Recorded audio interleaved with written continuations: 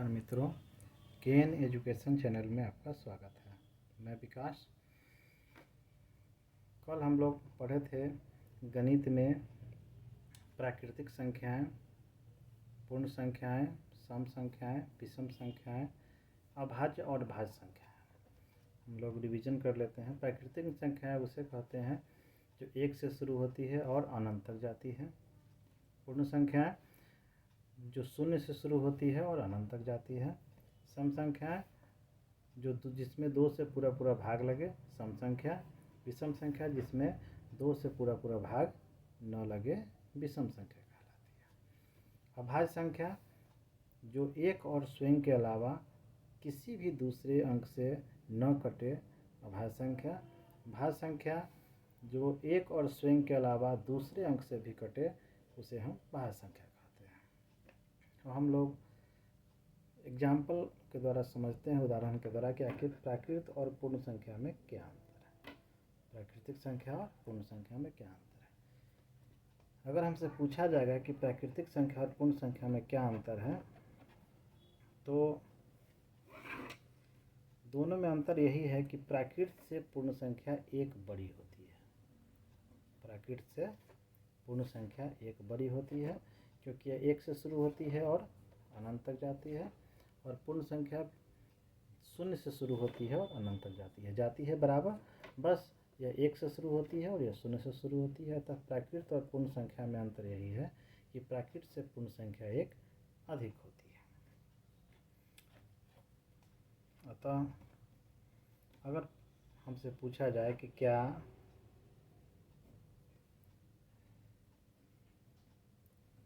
सभी प्राकृतिक संख्याएं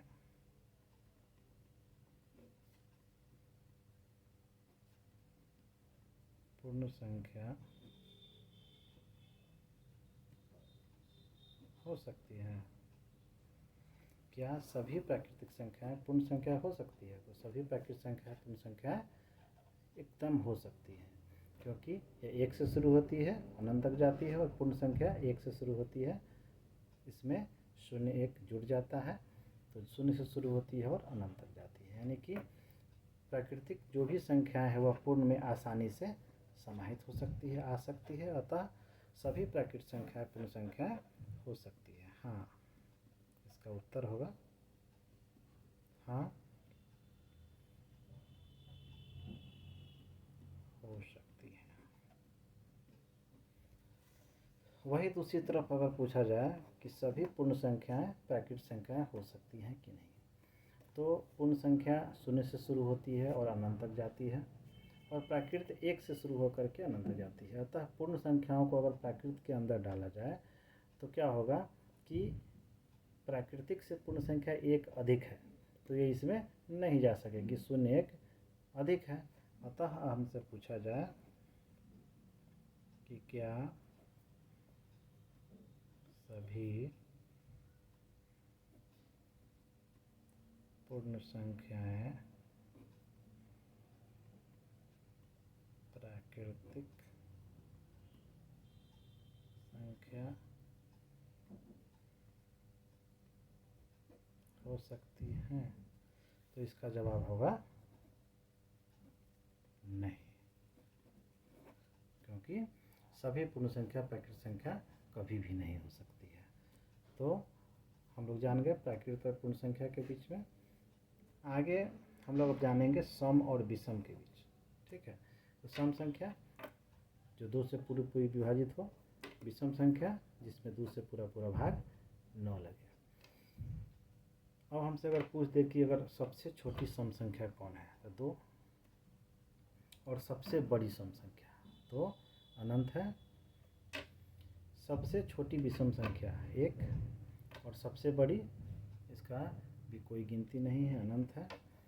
तो सम और विषम में अंतर यही है कि सम संख्या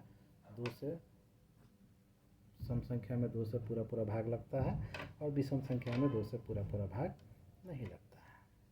आगे हम लोग बढ़ते हैं अभाज्य और भाज्य संख्या। अभाज्य और भाज्य संख्या में क्या अंतर है? तो हम लोग जानते हैं कि अभाज्य संख्या जिसमें एक और स्वयं के अलावा किसी भी दूसरे अंक से जो न कटे उसको हम अभाज्य संख्या कहते हैं। और भाज्य संख्या जिसमें एक और स्वयं के अलावा दूसरे अंक से भी कटे उसको हम भाज्य संख्या कहते हैं। अगर हमसे पूछा जाए कि सबसे छोटी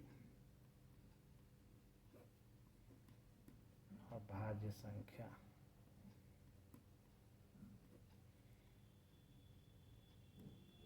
है, सबसे छोटी अभाज्य संख्या कौन है, तो सबसे छोटी अभाज्य संख्या 2 होगी।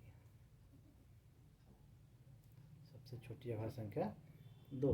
और वही पूछ देगा कि सबसे छोटी भाज्य संख्या कौन है, तो 4 हो जाएगा। अगर पूछे सबसे